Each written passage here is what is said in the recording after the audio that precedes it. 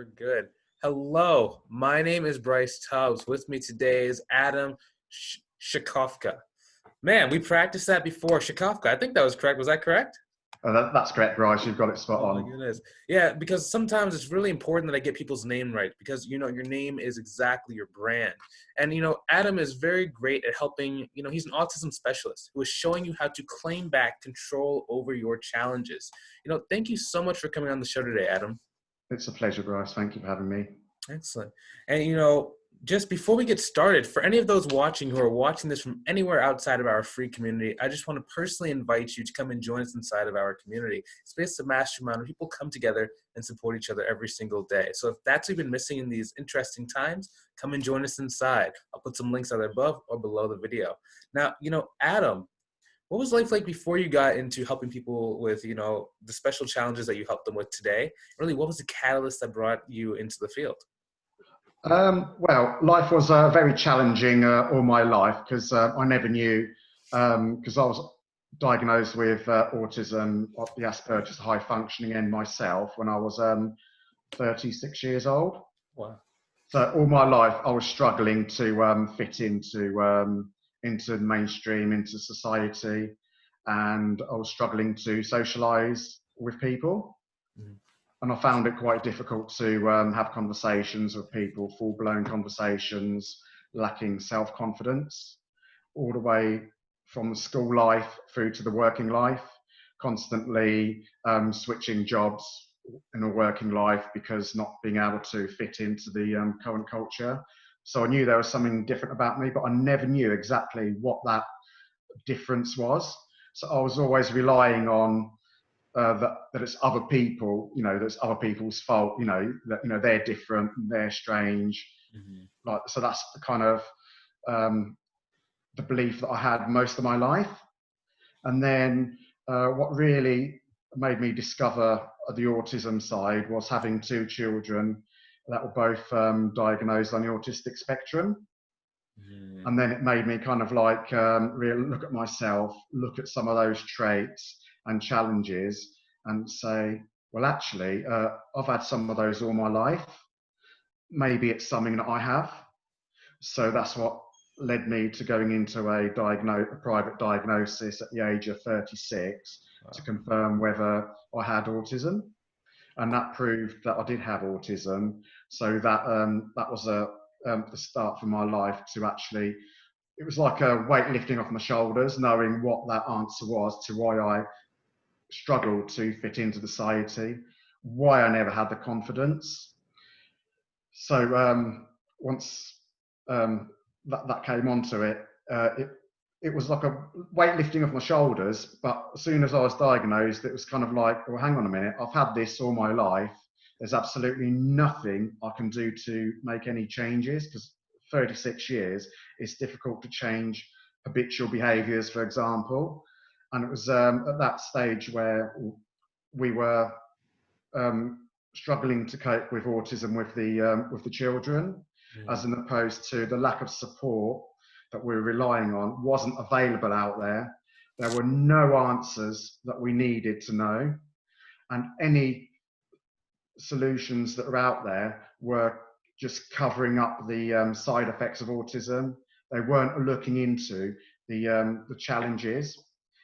So it's like putting a Band-Aid over a cut when you cut yourself on something. It wasn't actually looking into the real causes, and it was predominantly looking at a label, and that autism label, whilst it's good to identify that someone has special particular needs or sensory issues, to deal with them slightly differently. So, and a lot of people now need that label in order to get support for their children who may be on the autistic spectrum. So from that aspect, it's a positive to have a label.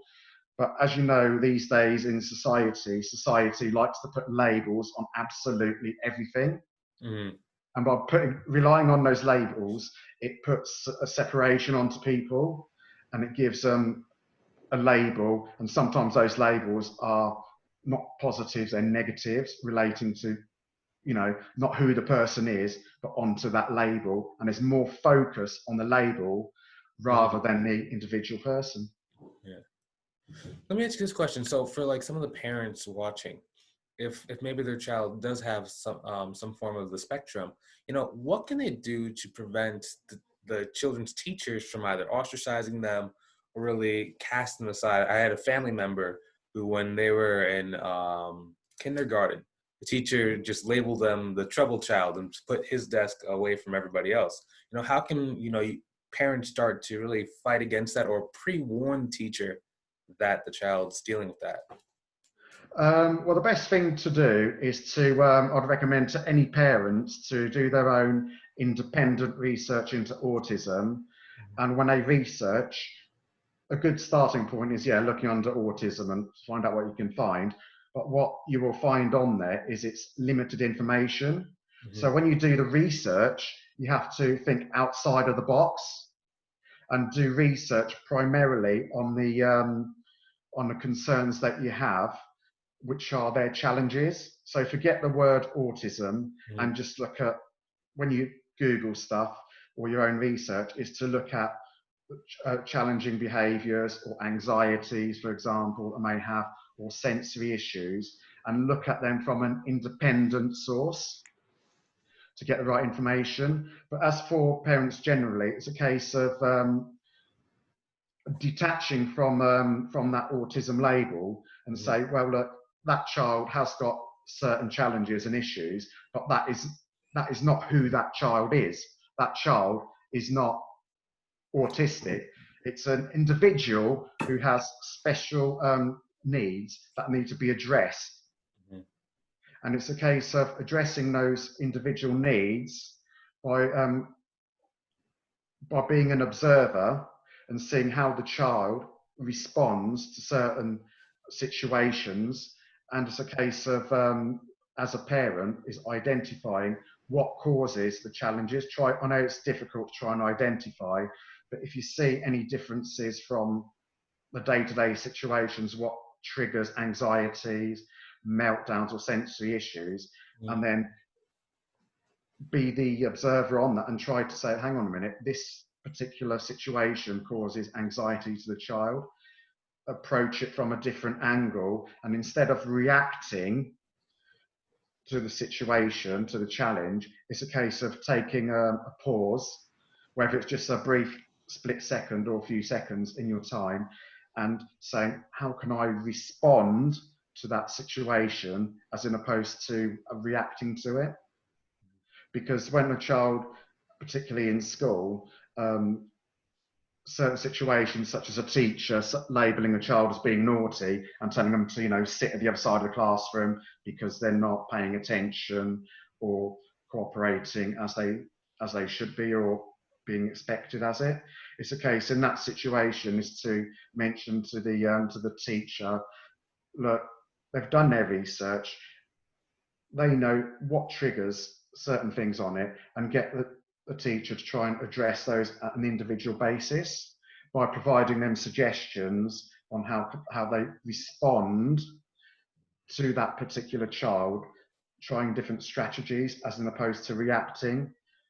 It's also difficult for the teachers because a teacher has got 20, 30 other students in the classroom, so it's difficult for them to do that. So it's a case of building that relationship with the teacher and working along what you find works at home and trying to incorporate that within the school environment, and vice versa. If the school finds something that works, get them to share that information. And it's a case of just having that feedback constantly and giving them a suggestion and working together. That's the crucial factor on it. Yes. Just thinking about, kind of quarantine and life after quarantine, what's the vision for you and for your life as far into the future you'd like to think or talk about? Well, my mission in life is to set myself a target to change the lives, transform the lives completely of people affected by autism, to reach 100,000 people, to transform those lives completely. And the way I do that is I look at the core underlying issues of the challenges. So I'll look at the cellular level, whether it goes down to the beliefs that the child has formed over the years, Mm-hmm. and to what causes the actual behaviours, as opposed to looking at the individual symptoms.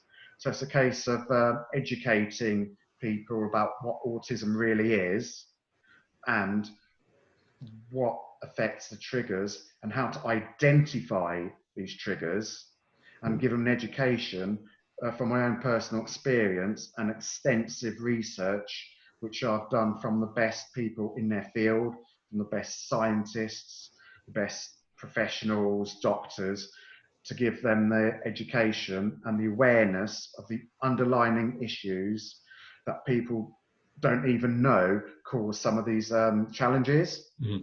And once people are aware of the real causes of the challenges, not the challenges of autism, but the individual challenges of the child, then they can address the issues and then implement the Mm-hmm. appropriate strategies and tools which are specific for that individual, because each person on the autistic spectrum is unique. So it's not a one size fits all, which is what a lot of the information and systems are out there, which say, you know, this is what you should be doing, when it won't work for everybody. So it's a case of identifying those individual needs.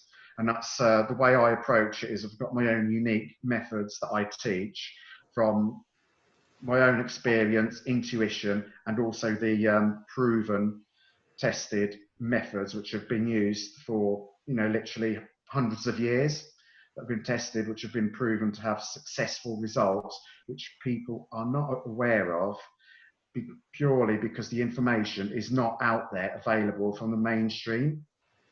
So it's a case of giving the options to the parents and the tools of how to cope with the situations in the best way for the child and also the whole family. So I work with the whole family as a unit in order to make those transforming changes, which are completely possible.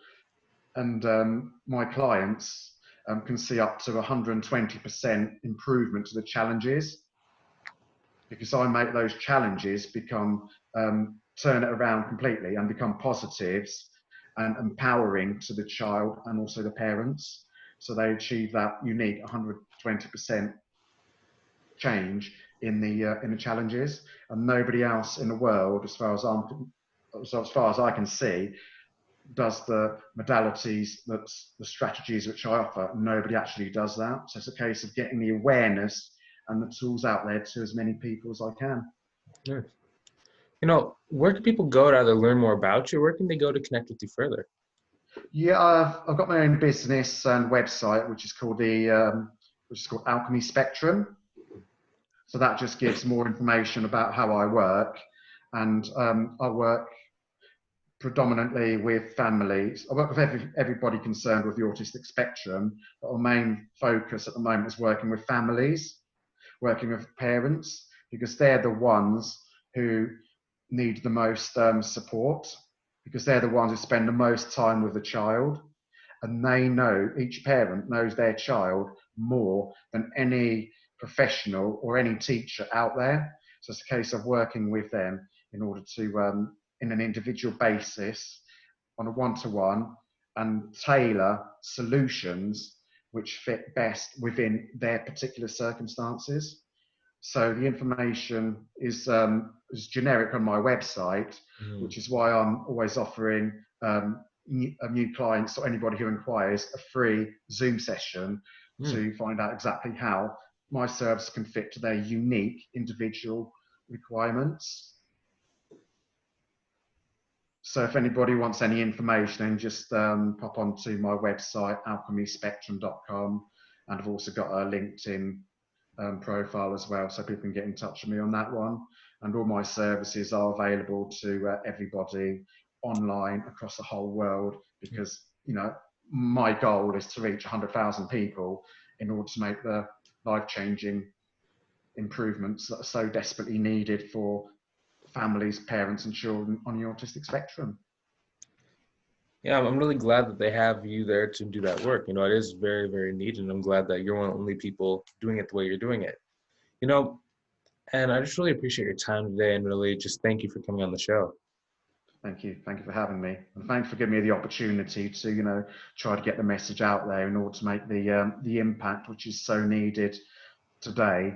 Because with autism, um, in 1981, it was 1 in every 10,000 Hmm. people diagnosed on autistic spectrum, and now the latest figures from New Jersey and Ireland suggest that it's 1 in every 22 Wow. people are diagnosed with autism now. So it's a growing and an ongoing concern. So the more people out there get these tools and strategies, hopefully that will help change the lives of so many people. And that's what my mission and my and my life and my purpose in life is.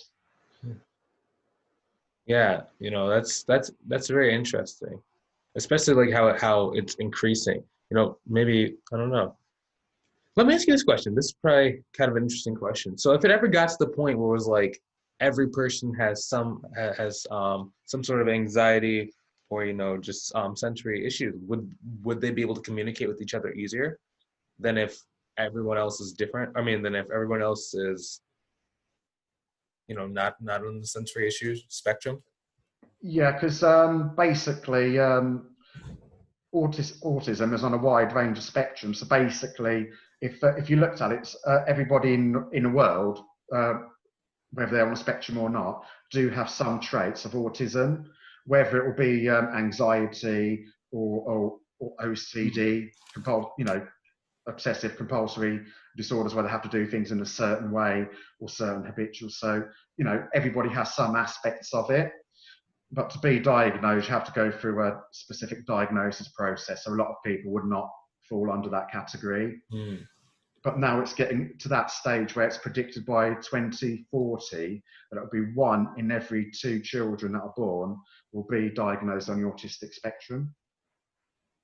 So I'm saying, would it be easier for the ones who are can people who are diagnosed communicate with each other better than people who are not diagnosed? You know what I mean? Like if every person was diagnosed, would they be able to communicate with each other easier because they're all dealing with a similar issue? It doesn't know because everybody's completely different on Yeah. the autistic spectrum when they're diagnosed. It's a bit like my own personal circumstances. I was diagnosed with Asperger's, which is a high functioning end of Yeah. autism, and I got 2 incredible, loving children on a spectrum, uh, both on a high functioning end and one with ADHD as well. So, Mhm. before I got into the autism side, we were completely different on Yeah. on spectrum. So it's not quite easy once that to be able to understand it.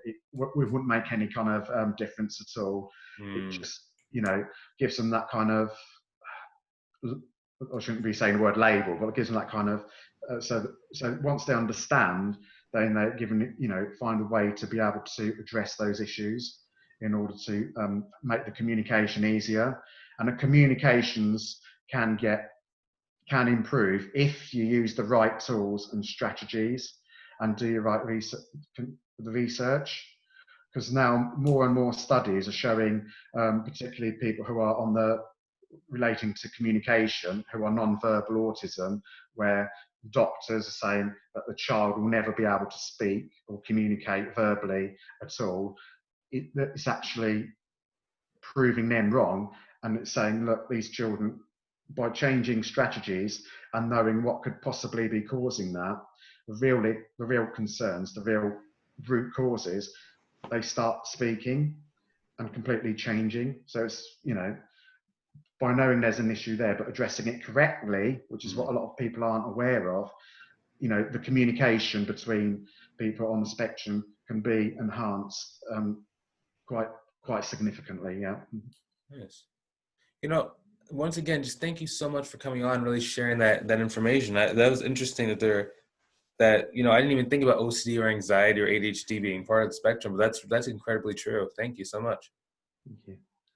Excellent. For those watching, we thoroughly hope that you found some value out of this conversation. And once again, I just want to personally invite you to our free community. So if you haven't already joined, come and join us by clicking on the link either above or below the video. And cannot wait to see you inside and add some value to your life and really have you join our mastermind where we support each other every day. Now, hopefully you enjoyed watching this as much as we enjoyed creating it. Feel free to hit the share button below and have a great day. We will talk to you soon and see you in the next video. We're done recording in 3 and 2 and 1. See you guys.